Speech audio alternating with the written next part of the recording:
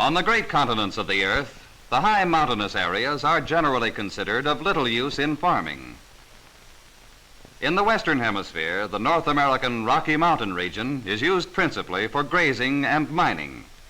But in South America, it is different. The Andes Mountains are much higher than the Rockies. Yet there is considerable farming on the high Andean plateaus of Ecuador, Peru, and Bolivia. In the United States, the tallest peaks of the Rockies are slightly over 14,000 feet high, and the inhabited plateaus in the area seldom exceed 6,000 feet. But the peaks of the Andes often reach over 21,000 feet, and the farmers of the region live and work on plateaus as high as the peaks of the Rockies. These plateaus are near the equator, and the intense sunlight maintains a temperate climate, even at such great elevations. However, it is still difficult for plants to grow. Above 13,000 feet, 2.5 miles high, the land is very barren and trees cannot live. Most of the plateau people are Indians living under the same conditions as their ancestors lived centuries ago. Some build their houses of grass, for there are no trees to supply lumber. Others build with stone or adobe, a mixture of clay and straw. Stone or adobe houses may have grass roofs supported by small wooden rafters brought from lower elevations. On Lake Titicaca, the Indians, having no wood, make their fishing boats of grass-like reeds. The reeds are tied into bundles with ropes which are also made of grass. These bundles in turn are arranged to form a raft with pointed ends like a boat. The floor of the raft is above the water level, for of course the water penetrates the lower portion. Such rafts are called balsas. This balsa's mast is made of the largest pieces of wood the builder could find, yet even these pieces were too short and had to be joined together. Even the sail of these primitive rafts is made of grass.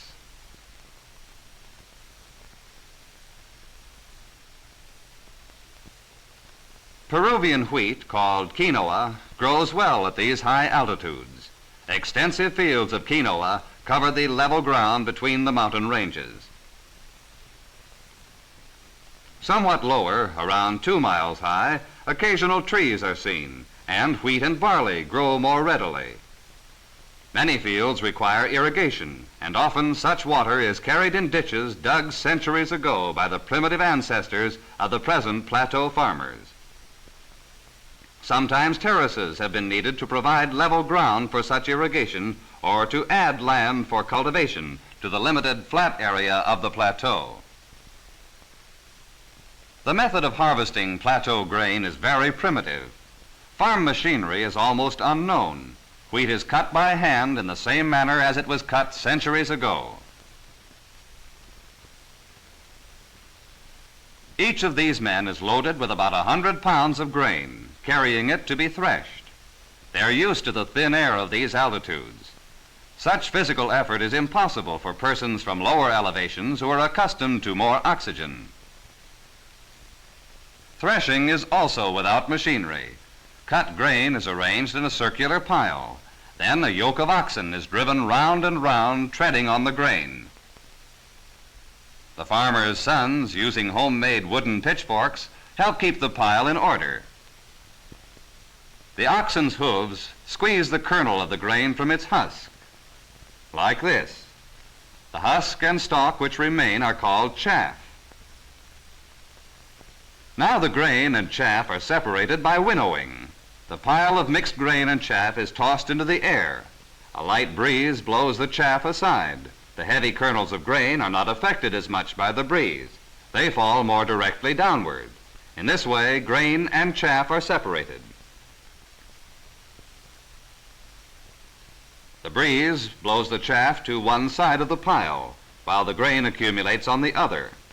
Women use small brushes made of twigs to sweep away any chaff that happens to fall in with the grain.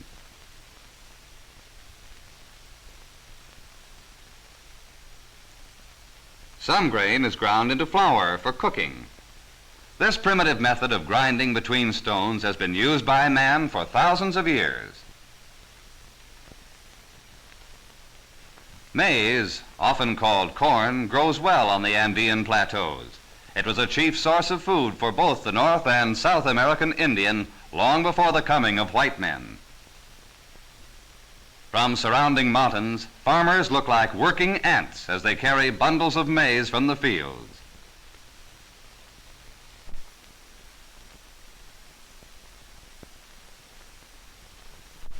The ears are spread out in the sun to dry.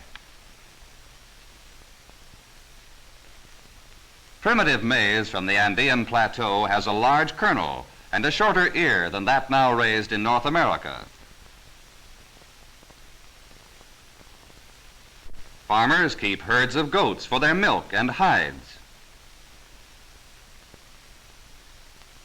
The llama is also common.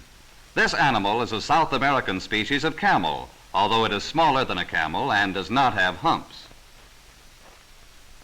The llama lives best between 2 and 3 miles above the sea. He furnishes the plateau farmer with meat, wool, milk, and hides, and is also a beast of burden. His hooves are slightly hooked, making it easy for him to climb among the mountain rocks. Llamas are very stupid. If you place a ring of rope around the necks of a herd of llamas, no llama has enough intelligence to duck his head to escape. The rope, by the way, is made of llama wool. Some farmers are very proud of their llamas. The leader may be decorated with colored garlands, both for beauty and also to help identify him. Less important herd members may only get to wear a little necktie. The alpaca is raised only for its wool, which is much longer and finer than that of its cousin, the llama. The plateau farmers dress warmly in clothes made from the wool of these animals. Although near the equator, the high altitude brings cool days with freezing temperatures at night in some places. This man's cap has covers for his ears. The capes are called ponchos. They're merely small blankets with a slit in the center for a head opening. The materials are very coarse. They're all woven by hand on primitive looms. In the fertile valleys, the farmers collect in small villages. Early in the morning, the smoke of breakfast fires can be seen rising through the grass roofs or out of the door. Few houses have chimneys. Large villages have a weekly market day. In the plaza, the central square, Indians gather from the surrounding districts to exchange their produce. In this particular district, pure-blooded Indians wear odd, flat-topped hats. The women wearing straw hats are usually of mixed ancestry, Indian and white. Although the official language in the countries of the mountain regions is Spanish, few of the plateau people speak it.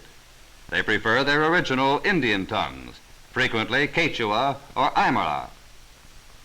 Children often carry little brother or sister in the style of the North American Indian.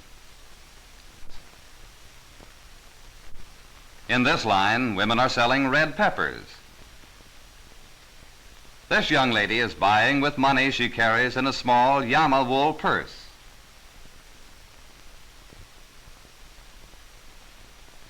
These men are purchasing woolen braid.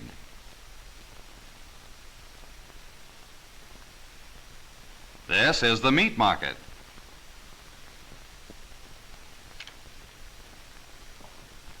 Here is where you might buy your vegetables. This woman is the druggist. Tiny llama wool bags contain seeds and herbs for medicinal use. She will select the proper plant to cure your ailment. In the farming districts, knives, forks, and spoons are seldom used. The plateau people are of interest because of the difficulties they encounter and overcome in living and working at such high altitudes, difficulties such as the thin air and the scarcity of timber. But more important, the plateau shows us primitive agricultural methods once used throughout the world. farming without machinery, growing, harvesting, threshing, marketing, all are practiced today like they were centuries ago in our own country. We find a living history book when we visit the farmers of the Andes.